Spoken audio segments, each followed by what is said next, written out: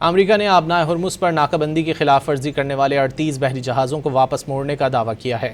امریکی central command کے مطابق ناکہ بندی کی خلاف ورزی کرنے کی کوشش پر اب تک 38 بحری جہازوں کو روکا گیا اور انہیں متعلقہ بندرگاہوں پر واپس جانے کا حکم دیا گیا ہے۔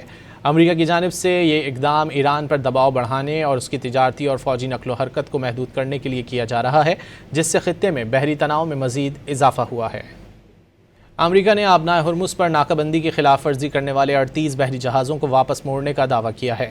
امریکی سینٹرل کمانڈ کے مطابق ناکہ بندی کی خلاف ورزی کرنے کی کوشش پر اب تک 38 بحری جہازوں کو روکا گیا اور انہیں متعلقہ بندرگاہوں پر واپس جانے کا حکم دیا گیا ہے۔ امریکہ کی جانب سے یہ اقدام ایران پر دباؤ بڑھانے اور اس کی تجارتی اور فوجی نقل و حرکت کو محدود کرنے کے لیے کیا جا رہا ہے، جس سے خطے میں بحری تناؤ میں مزید اضافہ ہوا ہے۔ امریکہ نے آبنائے ہرمز پر ناکہ بندی کی خلاف ورزی کرنے والے 38 بحری جہازوں کو واپس موڑنے کا دعویٰ کیا ہے۔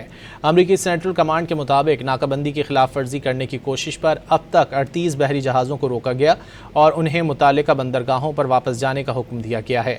امریکہ کی جانب سے یہ اقدام ایران پر دباؤ بڑھانے اور اس کی تجارتی اور فوجی نقل و حرکت کو محدود کرنے کے لیے کیا جا رہا ہے، جس سے خطے میں بحری تناؤ میں مزید اضافہ ہوا ہے۔